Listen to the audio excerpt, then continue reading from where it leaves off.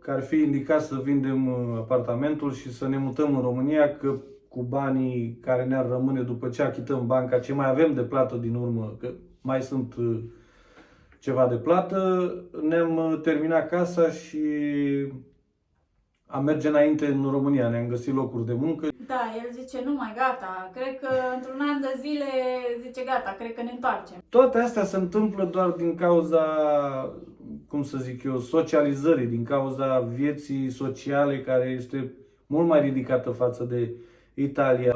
Poate m-aș apuca de ceva, nu știu, o mică afacere sau oricum ceva cât să nu mă duc angajat la, că tot ne hotărâm.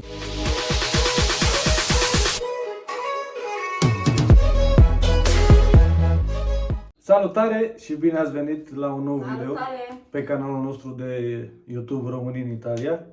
Așa cum am promis în videoul trecut, astăzi filmăm acest video despre România, ce ne-a plăcut și ce nu ne-a plăcut în această mini-vacanță de 11 zile care le-am petrecut în România. Din păcate cam scurtă, am fi vrut să stăm mai mult, dar dat fiind faptul că nu s-a putut să se ia mai mult concediu, ne mulțumim și cu atât. Și cu atât, da. Știi cum e vorba aia? Nemulțumitului se ia darul. Exact.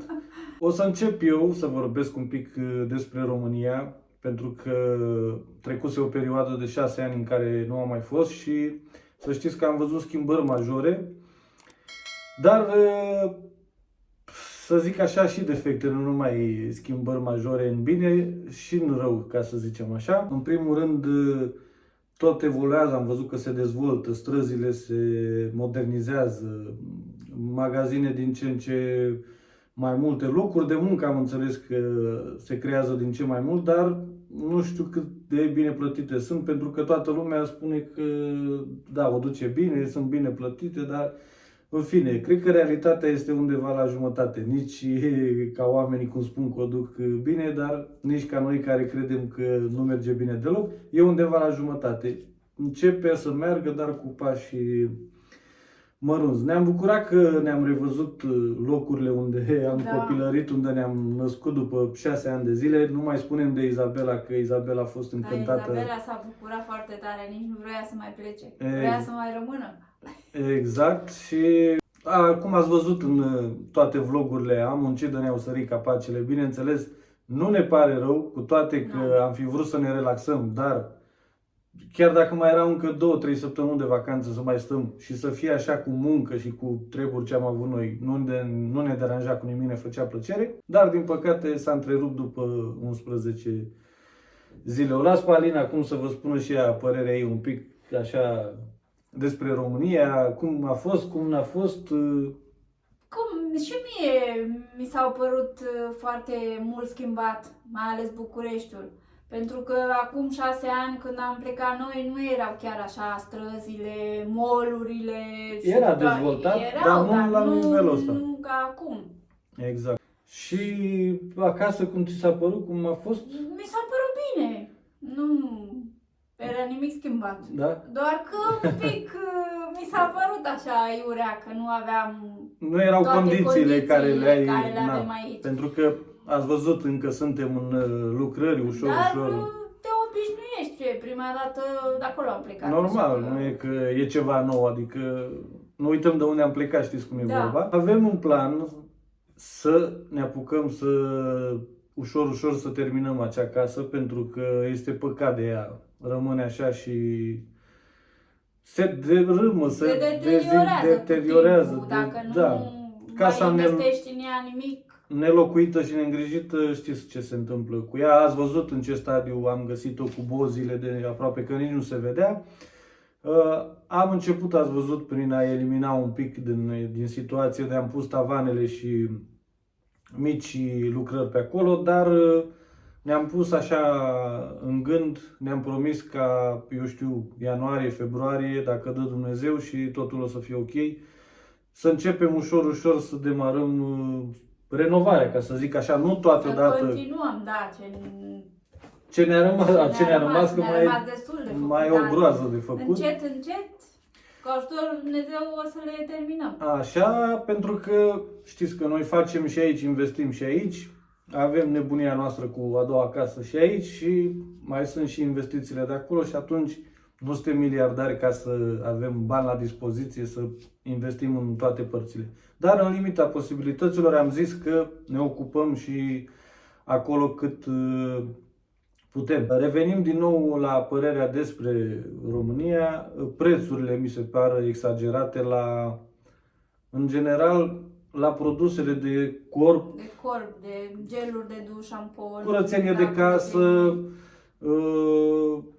și așa mai departe. Mâncarea, plus minus, hai să zicem că și acolo e scumpă, dar nu exagerată. Da, Ca și apa, iar în primul rând e apa, da, e mai scumpă ca în Italia, spre curiozitatea noastră, am rămas un pic șocați. Serviciile, pentru că am avut parte un pic și să merg cu mașina la service și nu mi s-au părut exagerate în comparație cu Italia, dar totuși un pic ridicate prețurile față de ce știam eu 6 ani în urmă, 7 ani.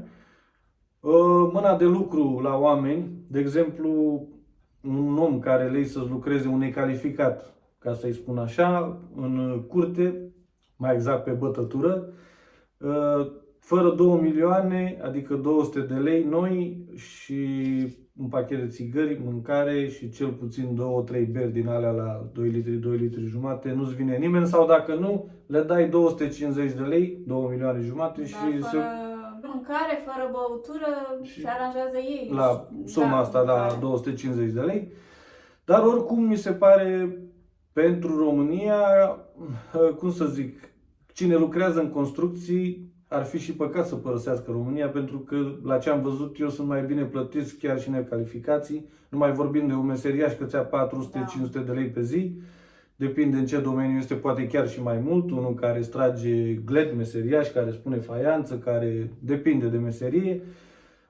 Spuneam că nu le-aș vedea rostul meseriașilor în construcții și chiar necalificaților să plece din România, să vină în Italia și să lucreze aproape pe aceiași bani sau poate chiar, nu știu, dar chiar sunt aceiași bani, nu e mare diferență și plus să-și mai plătească și aici o chirie, toate dările și așa mai departe. Pentru că, după cum am mai spus în ultimele vloguri, în Italia nu prea se construiește.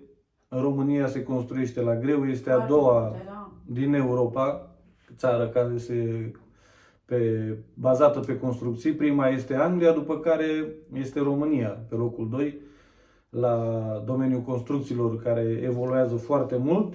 Piața imobiliară merge, se vând apartamentele și se cumpără și se construiesc foarte multe. Da, la greu și atunci este de muncă în construcții. Eu nu știu aici în Italia, tot am mai repetat unde ori mai lucra, că nu văd așa să răsară blocuri, case, puțin, foarte puțin și mult la interioare, reparații, zugrăvel și așa mai departe se desfășoară pe aici. Dar oricum, cât de cât mâna de lucru se plătește bine în România, dar totuși la negru, ceea ce am spus eu, că dacă te duci să lucrezi, nu știu, pe șantier, nici nu mai știu cât sunt prețurile, cred că undeva la 3.500 de lei, 4.000 de lei, să zic așa, pe șantier, da? Dintre care mai faci o navetă, ești plecat de acasă, știți cum e așa, acolo pe local, problema este că nu prea mai găsești nici pe local oameni care să faci treabă, pentru că majoritatea ori lucrează în oraș, ori dacă nu sunt plecați, și ei, tot așa, în afară, Italia, Anglia, Germania și așa mai departe, să nu mai enumerăm toată Europa. Și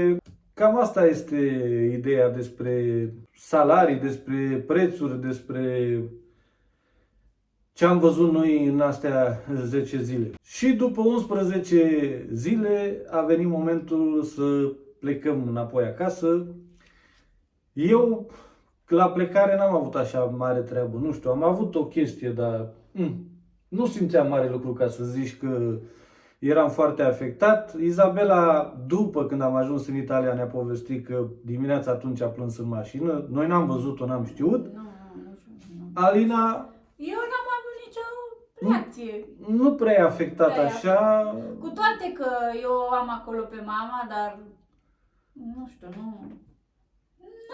am fost afectată, așa ca ei. Da. Suntem la o săptămână după acea plecare, ne-am revenit cel puțin eu cu Izabela, cum am spus, Alina n-a avut treabă, dar tot ne macină ceva că poate în 2-3 ani, nu știu neapărat dacă ne întoarcem, dar măcar în 2-3 ani de zile să dăm acea casă la gata și ne propunem, măcar dacă nu ne întoarcem, să o vizităm mai des, să mergem cel puțin de Crăciun și în august și perioade mai mari, cel puțin 3 săptămâni, dacă se poate chiar și o lună de zile, pentru că ce am stat noi 11 zile, nici nu am simțit. nu înțelegi absolut nimic, nici treabă nu faci cum trebuie, nici nu te relaxezi, nici nu te distrezi prea tare, că a trebuit să ne facem o paranteză, să ne vizităm și toate neamurile, rudele, vă dați seama, să treci pe la fiecare, câte o jumătate de oră, o oră, să iei pe toți la rând să îi saluți și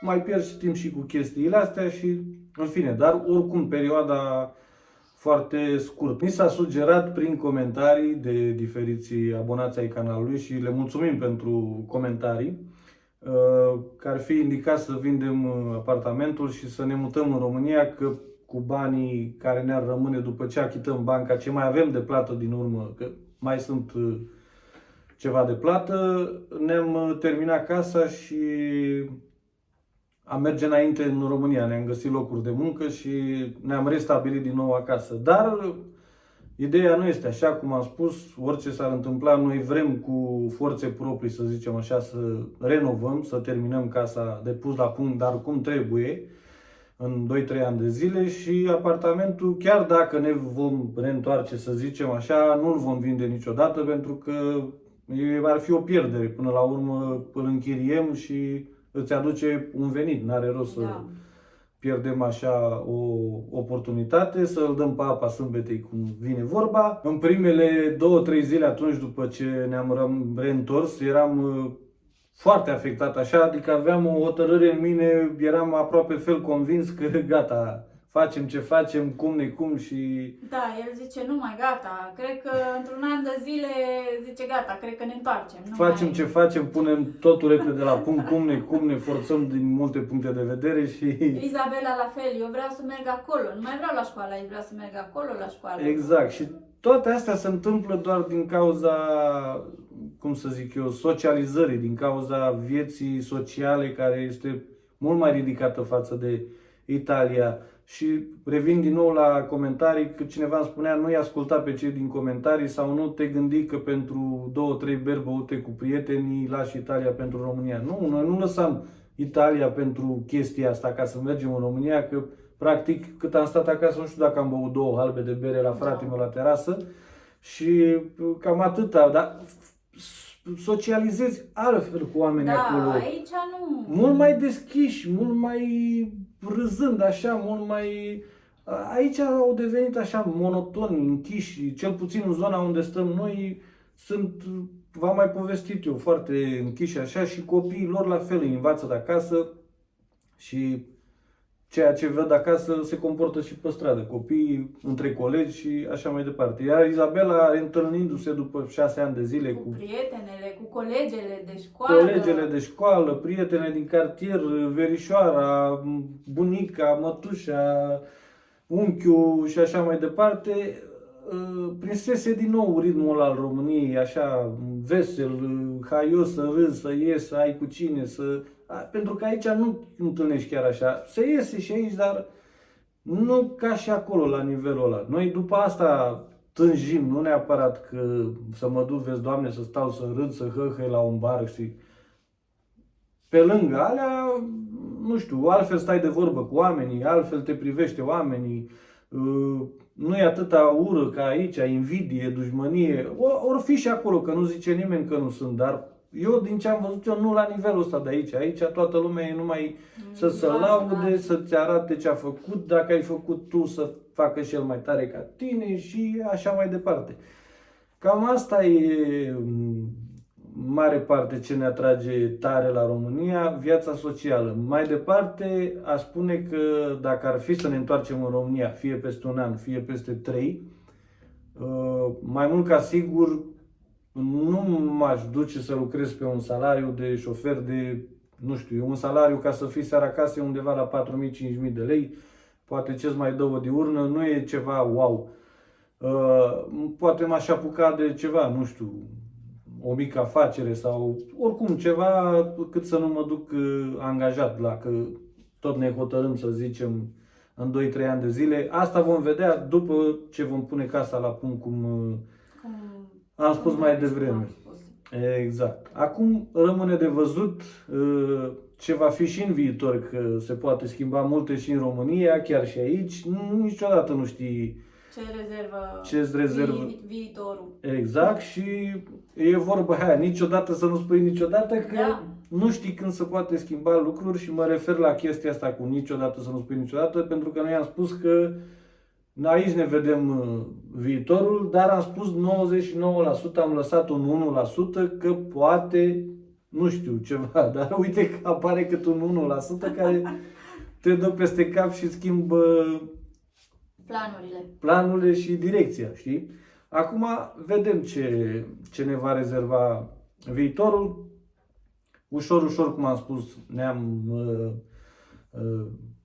intrat din nou în mână, ca să spun așa, în ritmul nostru, cu munca, cu casa, cu treburi, cu unul face curat în casă, că am mai primit și comentariul ăsta că s-a dus Alina la muncă și a doua zi a venit sărac acasă, că am povestit eu că Alina era acasă și făcea curat în casă și cineva a comentat că de ce n-am făcut eu cu Izabela curat, că tu când să vii de la muncă să dormi. Dar ei nu înțeleg că Alina a mers sâmbătă la muncă de la ora 11 când am ajuns. Toată ziua lucrează, dar seara ea rămâne acolo sâmbătă în weekend când lucrează și noaptea a dormit, s-a odihnit, nu e că a lucrat non-stop.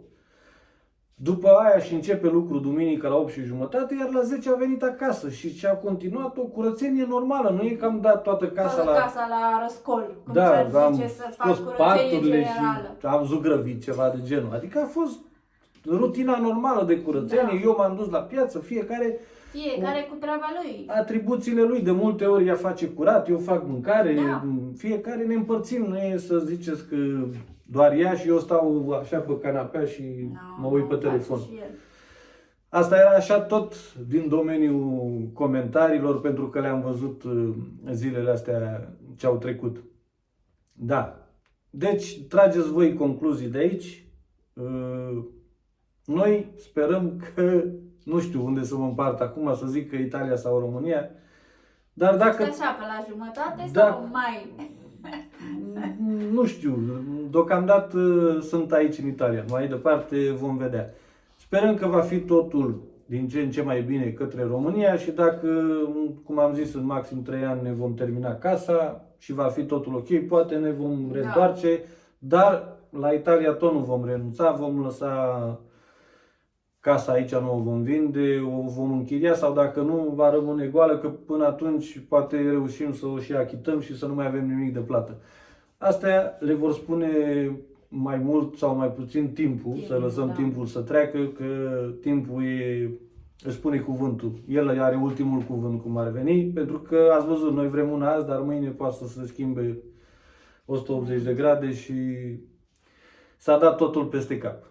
Da, noi vă mulțumim ca de fiecare dată că ați stat alături de noi, că ne urmăriți, că ne lăsați comentarii frumoase, ne urați numai de bine. Mai sunt și, ca să nu le zic pe nume, așa și așa, care vin ei și mai aruncă cu hei care nu știu și nici nu ne urmăresc din urmă. Au văzut ei un clip și își dau cu părere așa, mai analfabet, mai că suntem nu știu cum, mai că suntem... Ăștia suntem... Orice om greșește. Exact, nu e că așa și nu s-a născut nimeni învățat, toți trebuie să învățăm la rândul nostru din greșeli.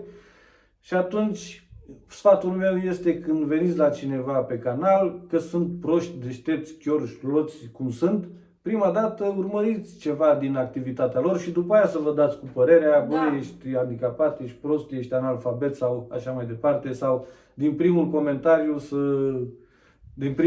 din primul video să lăsați comentariu că nu știu ce și nu știu cum, gata să ne caracterizați așa la rece. Cel mai bine stați, urmăriți și după aia, dacă nu vă place, și nu vă obligă nimeni să vă uitați dacă nu vă place. Corect, și cu comentariile eu accept critica, da? Aia constructivă și frumoasă, nu așa... În fine, am început să șterg din comentarii ca să nu mai mă enervez, blochez dinainte persoanele, să știți că vă blochez ca să nu mai comentați aiurea, așa că rămăsesem la mulțumire. Vă mulțumim încă o dată că ne urmăriți, că stați alături de noi. Până data viitoare, puneți un like la canal, abonați-vă. Alina vă salută și ea și la revedere de la voi. Vă salut și eu și vă doresc o zi bună Și ne vedem la următorul video. la următorul vlog. Vă urez în continuare o duminică plăcută și ca de fiecare dată vă țup de nu vă vedeți. Ciao! Pa!